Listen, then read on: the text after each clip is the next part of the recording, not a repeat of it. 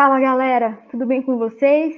E aí, como estamos de estudos, de quarentena, aquelas coisas que eu sempre pergunto para vocês, mas que eu nunca vou ter a resposta, né? Mas enfim, a gente segue agindo assim para fingir a normalidade no EAD. Vamos lá, hoje a gente vai falar sobre a Primeira República ou a República Velha, né? Quando começa o republicanismo aqui no Brasil. E dá uma olhada nessa charge, ou se você está me ouvindo, só me ouvindo, não está me vendo, mas a gente vai falar sobre o voto de cabresto e o coronelismo, né? Que tem uma charge, que é um cara levando um burro assim no cabresto para votar. E assim, você já deve ter ouvido falar alguma história de alguém que vendeu o voto, ou escolheu alguém porque ele sabia que ele teria alguma vantagem se aquele político fosse eleito, tipo, se o cara for eleito, eu vou ganhar um emprego, se o cara for eleito, a minha prima vai trabalhar com ele, enfim, sabe, esse tipo de vantagem, assim, votar em alguém para obter algum tipo de vantagem, não vantagem do plano político que aquela pessoa vai implementar, né, porque a gente sempre pensa em escolher políticos porque a gente acha que a gente vai ter vantagem, porque eles estão propondo para a gente projetos sociais que a gente acredita. Agora, quando a gente troca por um benefício pessoal, aí é outra história, né? Aí já se enquadra como venda de voto. E assim, apesar disso acontece hoje em dia, né? A gente ainda ouve falar disso, político que troca voto por cesta básica, né? Mas isso é um problema que ele não é único e exclusivamente atual, assim. Como muitas outras coisas que a gente vai ver e que já vimos nas outras aulas, né? Que a gente carrega aí do nosso passado ao nosso presente. Esse tipo de atitude, assim, né? De vender voto e da gente ter uma classe política que se presta a fazer esse tipo de coisa, é uma consequência histórica de tudo que a gente passou aqui, né, para nos tornarmos o país que nós somos hoje. E o que significava, né? Porque essa é a principal característica, assim, da Primeira República. A gente sempre fala do voto de cabresto e do coronelismo, que as pessoas elas eram obrigadas a votar nos candidatos coagidas, né, por um coronel ali, um chefe político da região.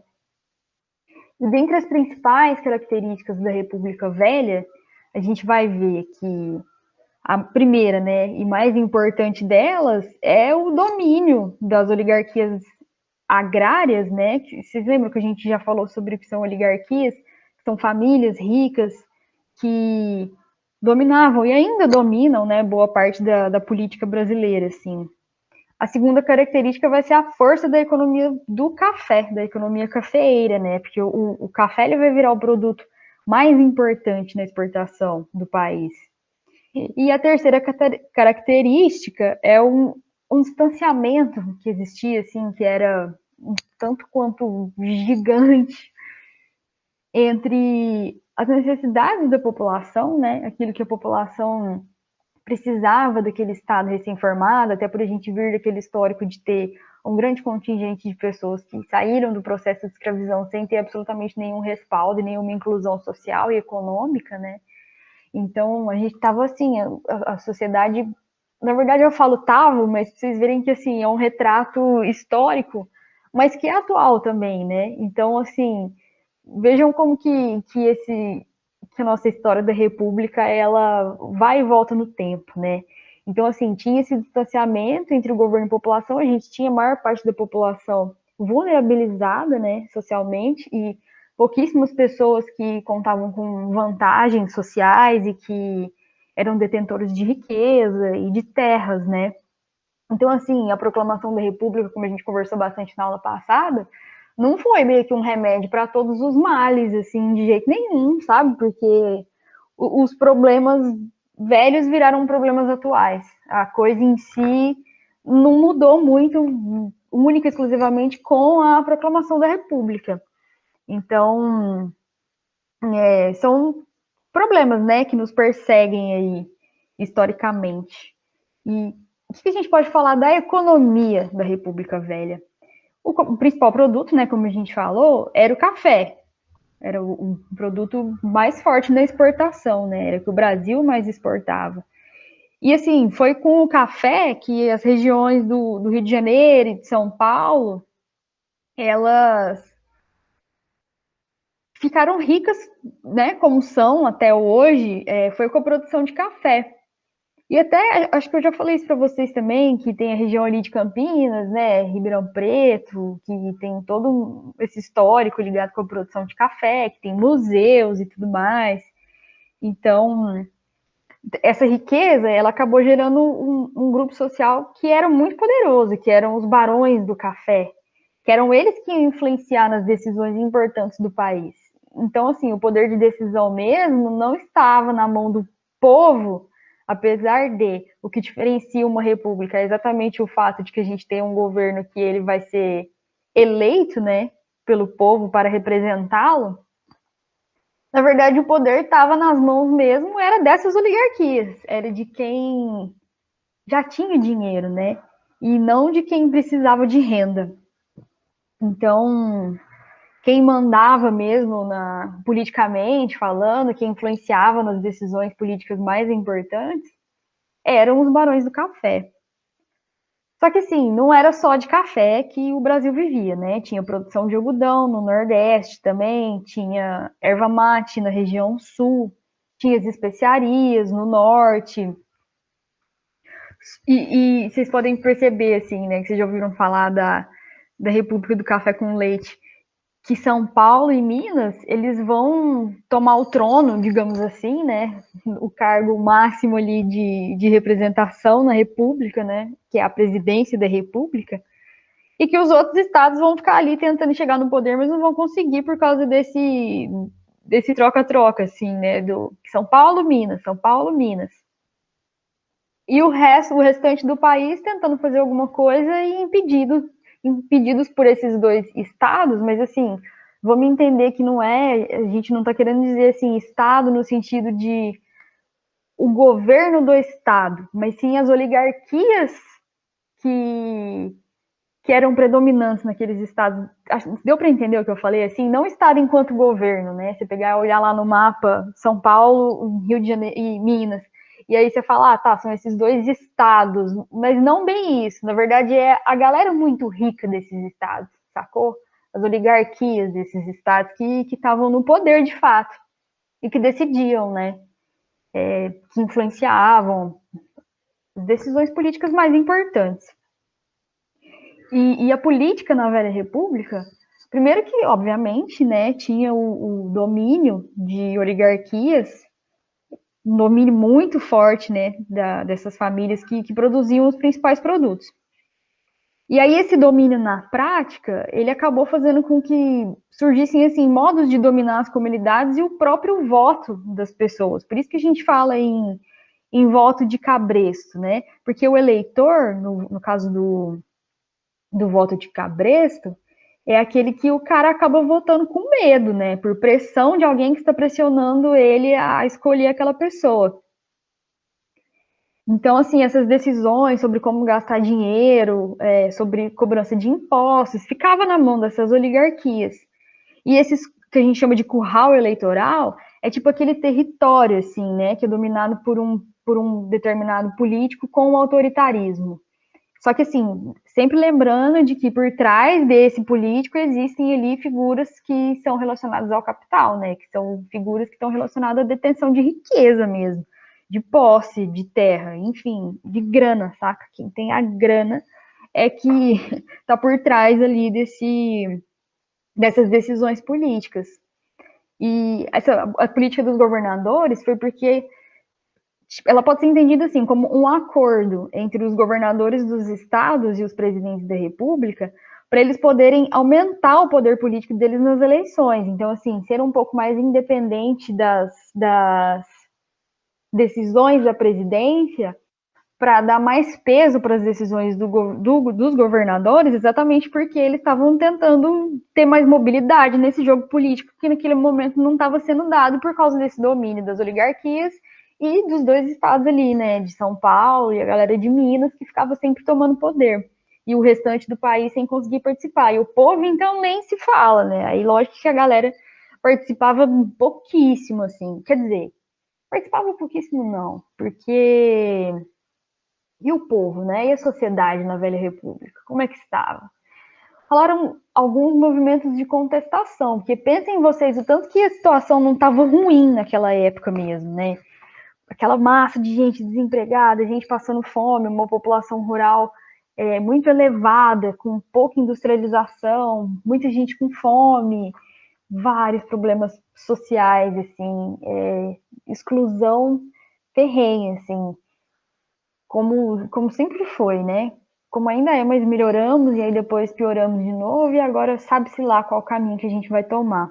Mas enfim, o momento era um momento tenso, assim. A sociedade estava polvorosa lá, tinha muitas reivindicações que tinham que ser atendidas e rolaram alguns movimentos de contestação que eles foram muito significativos e que eles também costumam pintar muito nas provas, assim, né? A revolta de Canudos, que aconteceu no interior do Nordeste, na Bahia, a Guerra do Contestado, que aconteceu na divisão ali de Paraná com Santa Catarina, a revolta da vacina, que aconteceu no Rio de Janeiro, e a revolta da chibata, que aconteceu entre marinheiros da Marinha do Brasil, né, de vários estados, né?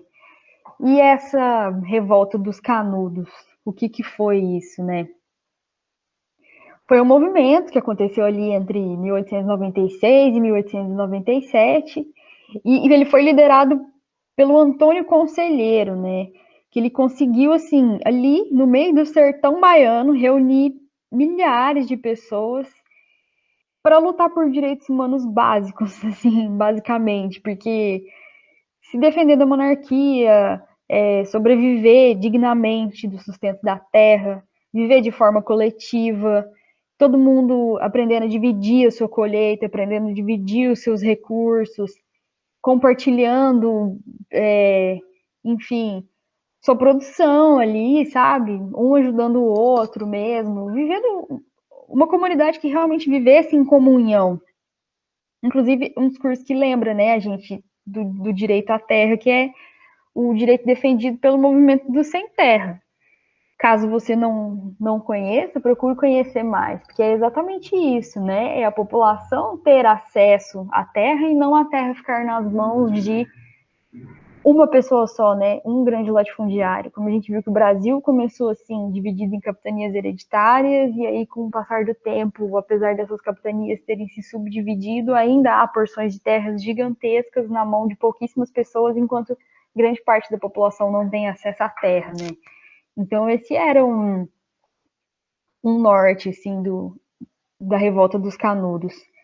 E lógico que aquilo acabou chamando a atenção, né, da presidência, da república, enfim.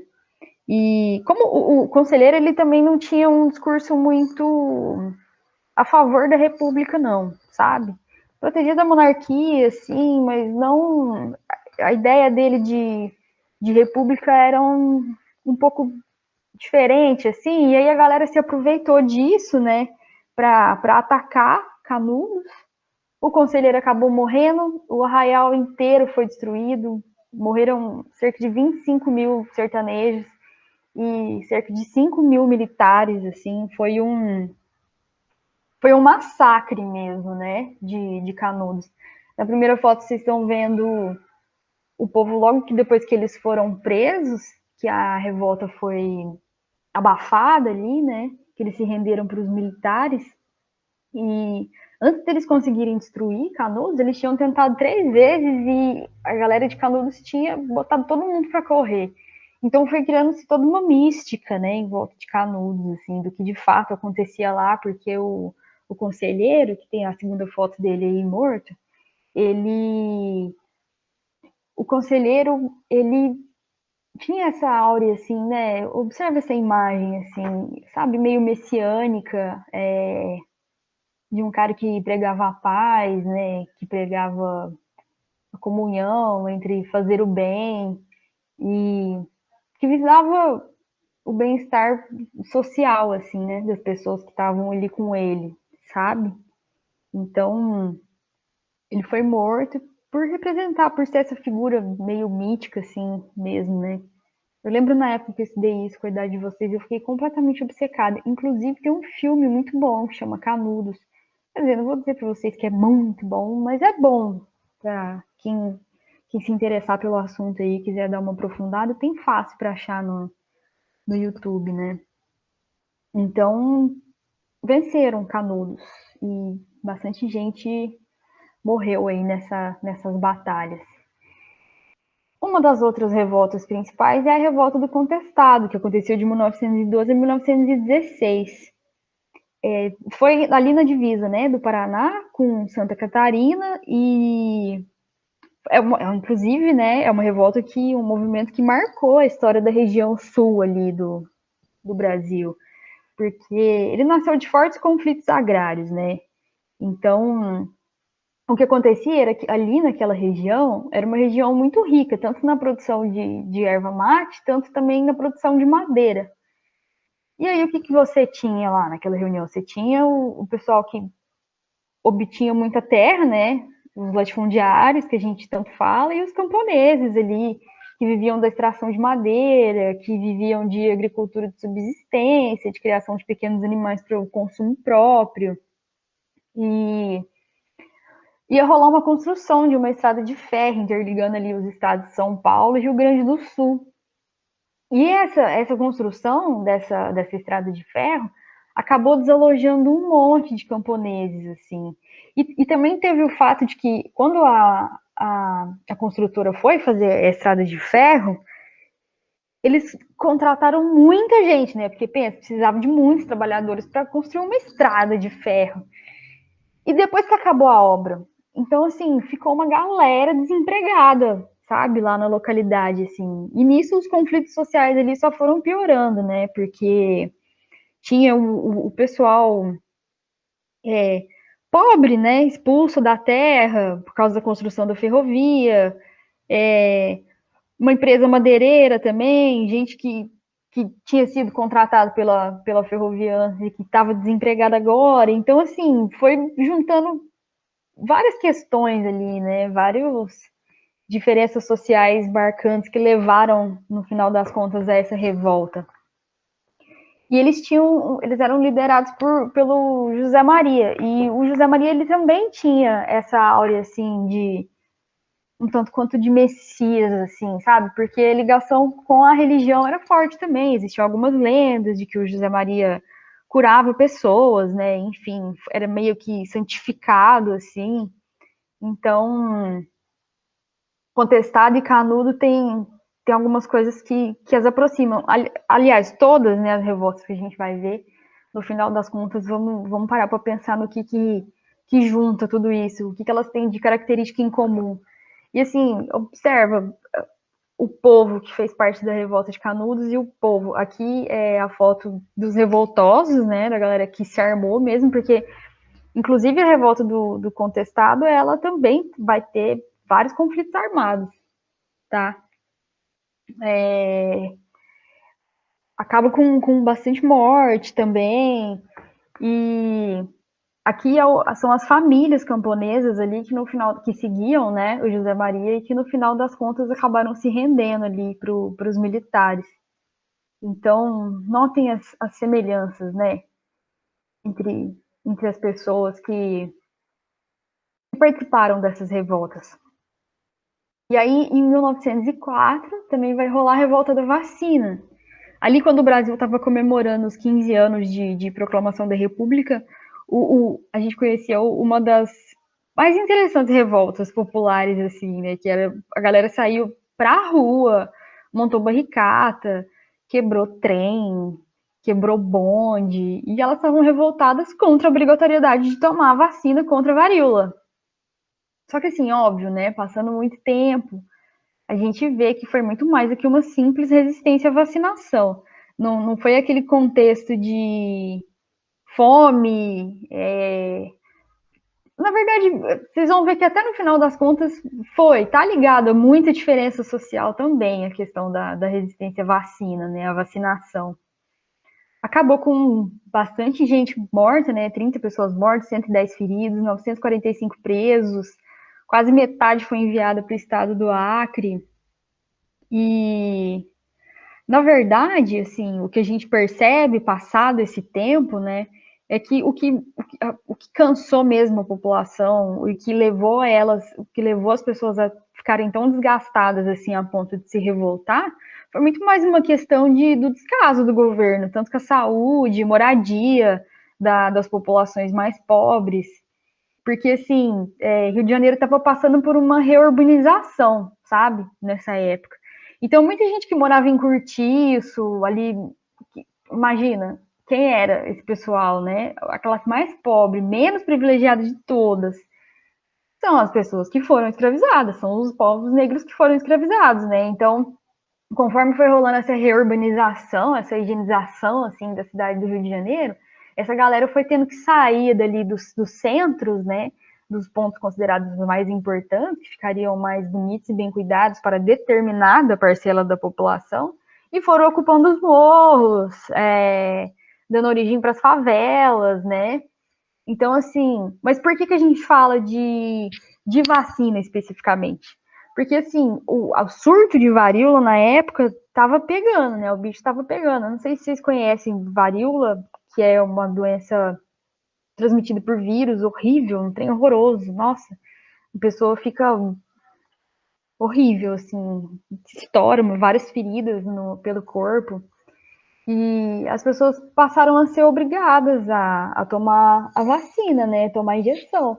E aí o pessoal se revoltou, porque eles não queriam tomar essa injeção, até porque, pense, aqui na segunda figura tem a vaca, né? Que indo espetar a galera, assim, porque a vacina, ela vem das pústulas da vaca, né? Quando a vaca já foi infectada pelo vírus, ela desenvolve os anticorpos ali, e aí as primeiras vacinas contra a varíola foram sendo criadas assim, porque perceberam que as mulheres que manuseavam ali a teta da vaca, né, para tirar o leite, elas já tinham tido aquelas feridas na mão, depois elas não tinham mais, aí foram descobrir que era porque elas eram imunizadas pelos anticorpos que estavam presentes ali nas pústulas das vacas. Então a vacina vinha daí. E aí, nossa, galera, que é isso, meu? A bússola de vaca no meu sangue? Não mesmo. E foi quebradeira também, revolta da vacina, sabe? A galera foi pra rua, quebrou tudo, revoltadíssima. Mas, assim, importante salientar, né, que não foi só a obrigatoriedade de tomar a vacina contra a varíola. Foi também uma questão social que estava envolvida por trás disso, né? E aí, o governo ele volta atrás e retira essa obrigatoriedade da vacinação. E aí, outra coisa que, de consequência, né, da revolta da vacina, é que vai ficar um tanto quanto claro que conscientizar a população sobre a necessidade de cuidar da saúde é muito mais importante do que obrigar a pessoa a tomar uma vacina. Isso quer dizer que toma vacina quem quer? Não, todo mundo tem que tomar a vacina, né? Até porque é só assim que uma doença é erradicada. Mas como levar uma população toda a tomar uma vacina, né, de maneira impositiva? E outra também, que fique bem claro que tinham outras questões envolvidas aí na revolta da vacina, tá? Que a população já, né, estava sendo também um tanto quanto reprimida ali pelo governo do Rio de Janeiro. Também estava desigualdade social muito forte, pegando muito, né? Então tudo isso vai levar o povo a se revoltar. E aí, por fim, a gente tem a revolta da Chibata, que é também interessantíssima, né? Ela aconteceu em 1910.